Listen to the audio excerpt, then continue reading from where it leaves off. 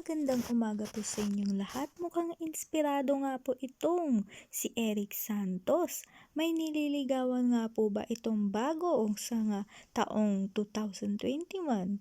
Ito nga ba ay ang dating kasintahan na si Angeline Quinto ang nililigawan niya pa rin ngayon kahit may bago na itong boyfriend? Idol ka talaga namin, Mr. Eric Santos. Hindi ka talaga sumusuko kahit may bago nang minamahal itong si Angeline Quinto.